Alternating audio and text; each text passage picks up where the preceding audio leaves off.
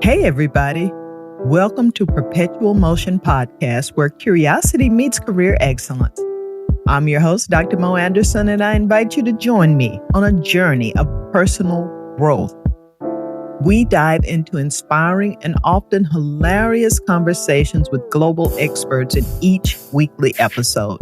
From communication mastery to wise investments, we've got you covered. Today's episode is part 2 of my conversation with J.D. Matz, a white man who grew up in a Black community in St. Louis. His unusual upbringing inspired J.D. to become an activist and author dedicated to healing the racial divide and ending the race war. This conversation is truly fascinating and informative. If you haven't heard part 1 yet, I encourage you to start there. Then continue here to learn JD's 7 steps to healing the harms of our culture.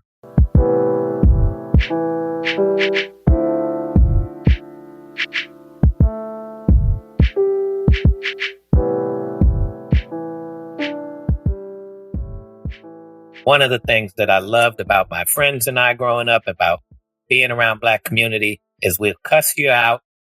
We might even say some screwed up stuff just because emotions are expressed. Right. Right? Like, I think everybody needs to watch Bernie Mac, Don't Be Afraid of the Word Mother, ever.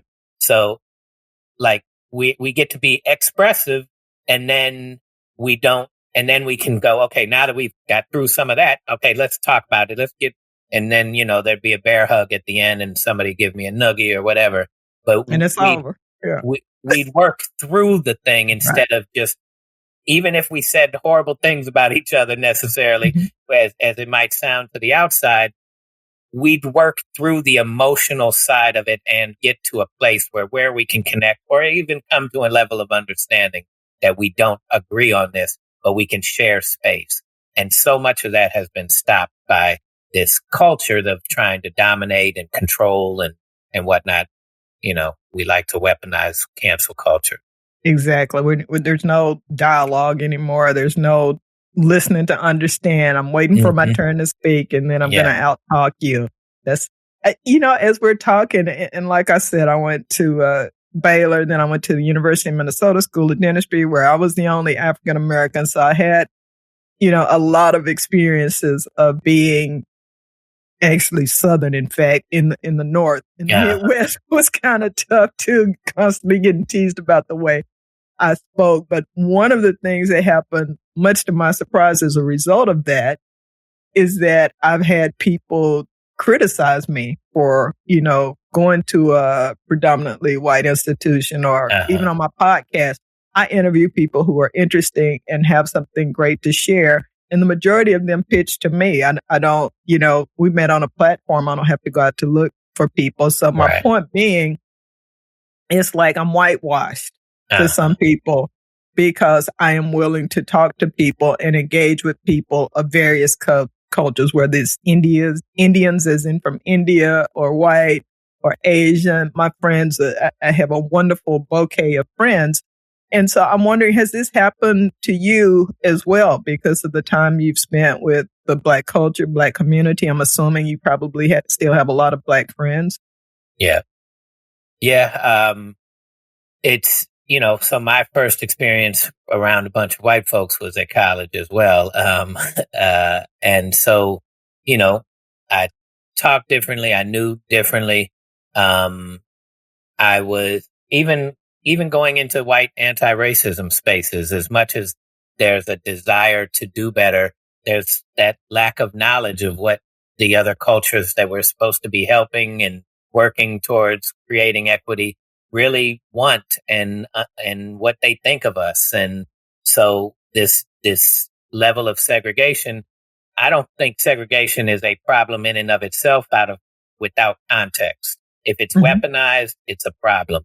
If we're trying to hold resources back, it's a problem. But it's just a lack of knowing about each other. And so, growing up, I say this too, I would play tennis, was my sport. And I would meet a lot of white folks, kids that way, my age. And when they found out I had Black friends, they went from wanting to hang out to being sick. Sorry, I can't come out today. Oh, wow. And so, I got that more than I thought I would. And, so it's what we don't know scares us. And it's just so much easier for us now emotionally not being able to work through things to just try and shut them down. And it hurts my heart to hear how many people say, oh, just keep a few tight friends and, just keep to yourself. And I don't like people anymore. And this, that. I mean, we have come so far away from understanding that we're all connected and the planet provides for us, and just some basic truths about life that would make it so much more enjoyable if we just learn how to get through some of this. Absolutely. Before we get to your book, I've got one more kind of generic type of question. Post George Floyd, everybody was an ally. Everybody was supporting anti-racism and opening up spaces and promoting people, recognizing people. Even and I write as well. There were publishing houses that didn't even look at Black authors before unofficially. And all of a sudden, we want our Black writers to submit. But then here we are, 4 years later, and a lot of that just kind of evaporated, silently went away like the mist in the morning.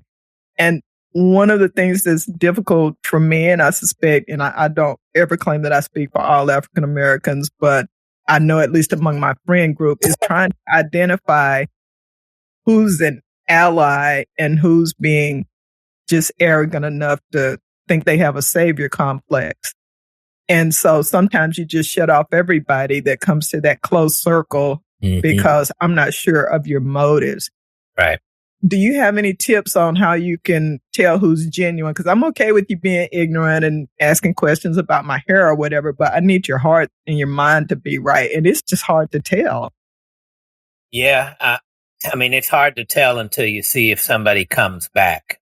Right. And so I'm going to use a step in my book, and it's the step on reparations. And what I compare it to is an injury, right? Like, let's say I'm walking across the street and somebody purposely comes and, drive their truck over me.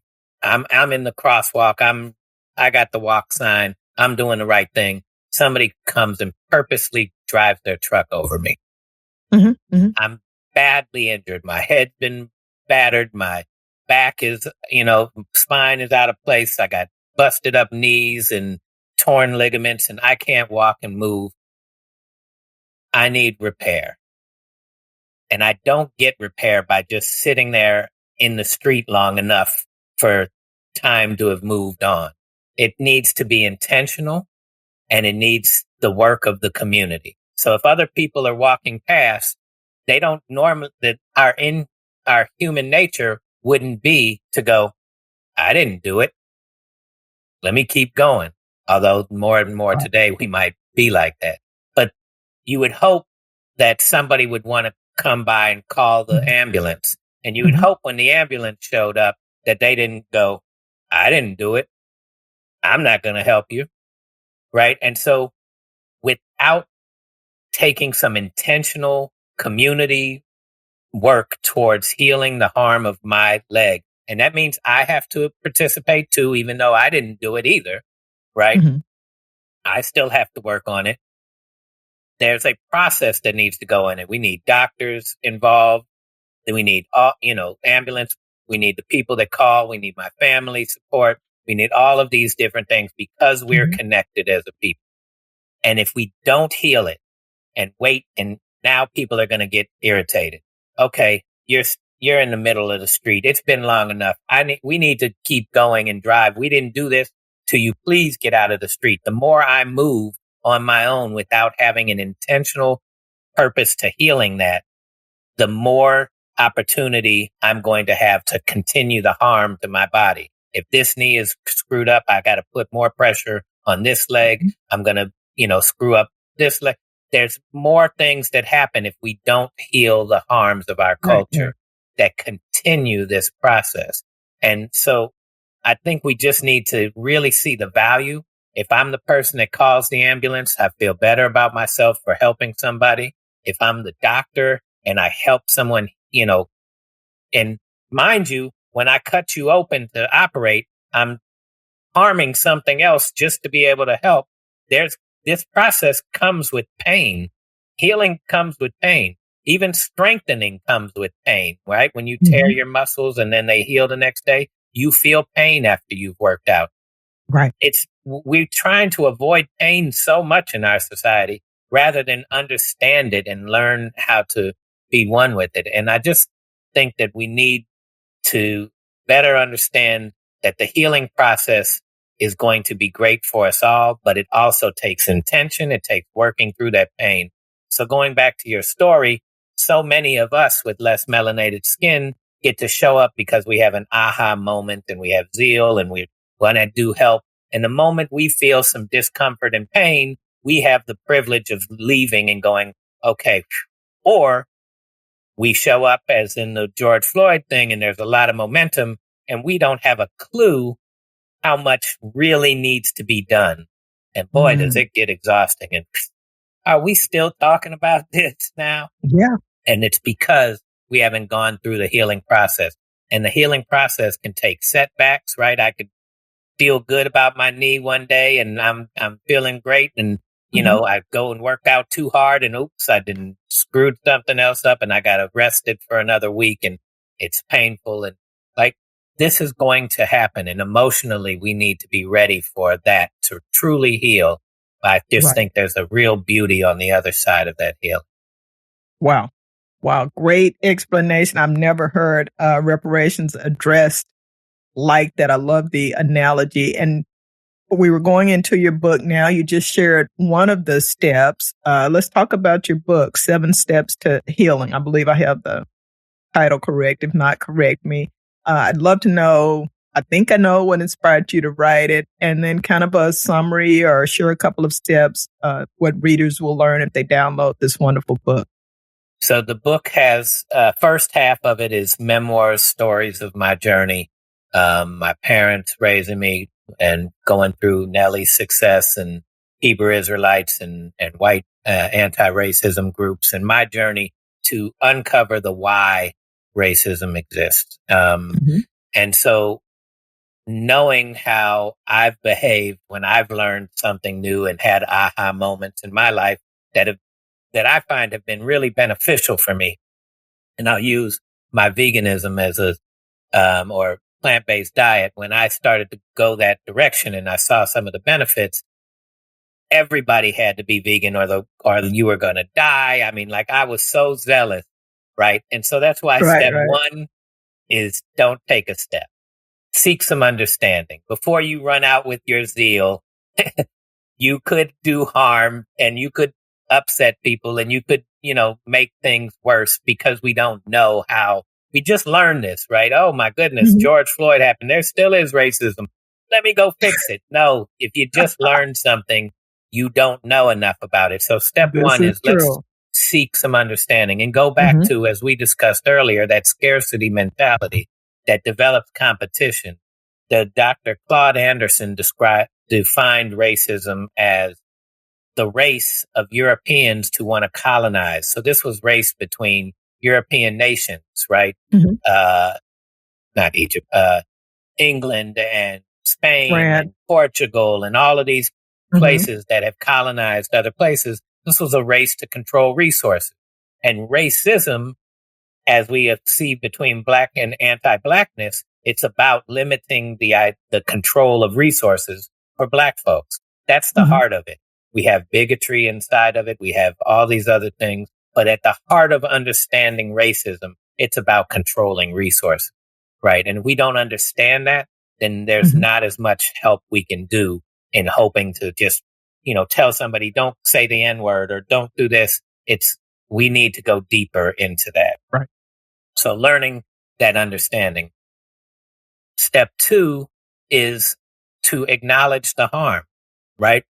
This harms us all. This level of competition and everything harms us all. this desire to control outcomes and control resources harms us all. And I call it playing God. So beyond the anti-Black racism, which I dive into the psychology of what did it take to really enslave a people in a chattel slavery way, there is a deep psychology that has to take place. I can't just tell you, hey, Dr. Mo, I really want to control these resources. I don't want you to have any. Could you come over here and be my slave? No. So we got to use prestige. We got to use trickery, but it's about controlling the mind. I'm also going to have trouble, even though I'd love to make it seem like I beat you into doing so. Dr. Mo, you don't want to do it? I'm just going to whoop you and now you're going to do it for me. You're probably not even going to work that way. But if I raise you as a baby to believe that you are lesser than, that this is your purpose in life is to serve me, and I raise my children as babies to believe that having less melanin in our skin makes us more powerful.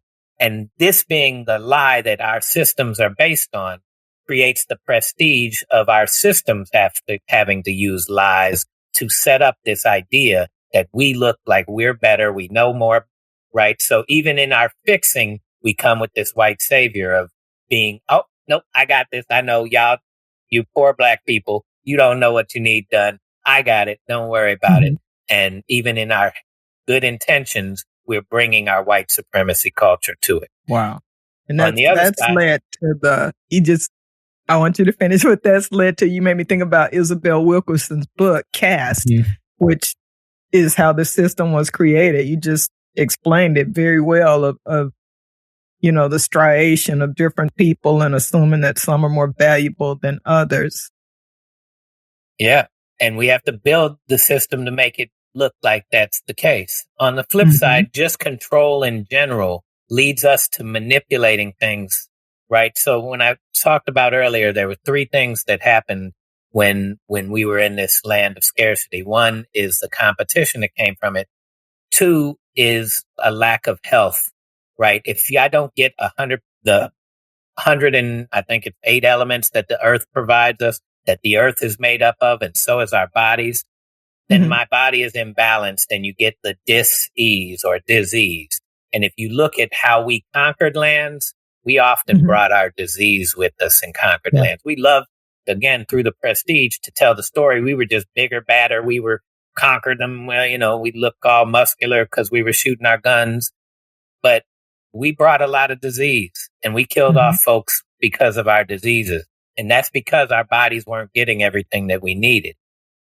And if the earth isn't providing us with everything that we need, we don't have the same appreciation that indigenous and aboriginal cultures do. When you recognize that the earth is giving us everything, being one with the earth makes so much sense. When you don't have that, we're disconnected. So using the earth for what we need to try and make things work for us becomes our psychological approach to this. And if you look at our approach, we developed an atom bomb by splitting the essence of life. We manipulate our fruits and vegetables and seeds to grow. This is something already existed. We didn't make these things to grow a certain way to absorb chemicals because we don't want to deal with these pests, as we've called, right? Like the amount of manipulation that just goes in and stems from our culture. And when Oppenheimer talked about after he made the bomb, we've made an evil thing. Maybe we shouldn't ask how things work. And I'm paraphrasing. It wasn't the question that was the problem. It was the approach. We asked about how things work so we could control it. If we asked about indigenous cultures want to know how things work so they can be one with, right? Aboriginal cultures want to know how things work so they can be at one with the planet and participate. We're all connected, but we lost our sense of connection. And because of that, we cause so much more harm, maybe unintentionally, without understanding ourselves. Wow. So that's step 2. Excellent. And I'm sure the other steps are equally fascinating. I'm looking forward to reading the book. It's just been crazy here with the new grandbaby. I haven't had a chance to, but it's on my list and I look forward to it. And I'll give you my feedback and a review. But what I read, the summary and the highlights, truly impressed. And of course, what you've shared today just is really, really fascinating. I was getting ready to wrap up, but we got to talk about your podcast a little bit because you host a podcast with a Black guy named Corey, right? Yes. How did that come about? And my real question is, how have you changed since you started exchanging perspectives with Corey? So how it came about, and I'll try and summarize it quickly, is on a very small app of LinkedIn, all Black folks looked alike to me. And Corey spelled his name the same way I knew a different Corey May. And I thought I was reaching out to that Corey May to connect, to congratulate him about something. And he responded, hey. And then as we started to talk, he responded, I'd like to get to know you better. And so we exchanged information. I had to look up and see this was Corey May from Iowa, not East St. Louis. And so we started talking about our growing up and found it would be interesting, him being a white man growing up in Iowa City. I mean, a Black man growing up in Iowa City. He grew up around white folks and white peers and white friends. Mm-hmm. I grew up, as we discussed, around my Black friends. And so we wanted to get to know each other on the podcast. We don't talk about each other's lives outside of podcasts so that we get to know each other as our listeners get to know each other. Mm-hmm. While I knew there's a power dynamics that existed, hearing the reflection of it really made me zone into that, right? Yes, right. I'm the minority amongst my friends. However, I have the power of the systems behind me. I can go do things for my friends that they can't get away with. Corey has the opposite of that. He's not only the minority, but he's the minority amongst the power system. So his head has to be on a swivel, staying woke as it was originally termed, to make sure that these white folks don't set him up, don't use the system. He's not going to be harmed by some angry white man that just wants to cause harm to. So he has to grow up in a different power dynamic. Again, I get to see representations of all sorts of things. Corey didn't get to see Soul Train growing up. He didn't get to see things that were representation. That's a travesty. He didn't see Soul right? Exactly. No, cutting it. He's a storyteller, an international storyteller by trade. And one of his stories is about being a very young child looking for a G.I. Joe figure that looked like him, right? And how he had to go to Gary, Indiana just to find one with his aunt. And so we talk a lot about representation and how much that means to us growing up. And so, that's the impact, and that's the depth of the reverse side of things that I had to really start to think about more. I like it. And what's the name of the podcast? Same Difference Podcast. Same Difference Podcast. Okay, yes. We'll drop that in the show notes along with the link to your website and your books. But what is the call to action? How can listeners connect with you and learn more about you and what you're doing out there? I'm working on finalizing with the Anti-Racism Academy, started by a Black woman named Brandy Blocker Anderson, who was recently part of the Biden administration for DEI work. On her platform, I'm working on a online course that I want to be actively a part of, 7 Steps to Healing the Harms of Our Culture. And so that I'm hoping to be interactive. I'm speaking to college students. That is my target audience, age-wise, because you're learning how to become an adult at that time. And they're the most receptive to really hearing this, right? So many of us, as we become older, have to be built into this system that it's very hard to see a way to let go of it. Whereas if I can catch you early on, you can start to see how to do things differently and approach things differently. And so that's where the majority of my work is done. And then just spreading the word when I get chances like this great platform to interview. And you have been a great guest on this great platform. Thank you for that compliment. I know you do a lot of these, and I received that and appreciate it very much. This has been a fascinating interview. I can't wait till it's uploaded to hear the feedback, but I've learned a lot, and I really appreciate you and your time and energy for this great cause, JD. Thank you very much. Keep up the great work. Thank you. Thank you, listeners, too, for your time and support of this woman-owned indie podcast. Remember to like, subscribe, and share for more like this. Until next time, be safe and be well. And wasn't that a great program? Oh, love that episode. I enjoyed it. I hope you did too. Please remember to like, subscribe, and share. Learn more about me on my website, drmoanderson.com. That's MOE. You can read book excerpts, watch videos, learn about my services that I offer, and book me for a speaking engagement. I'd love to talk with your group, and I'd love to work with you. So until the next time, review, renew, and renew. Thank you.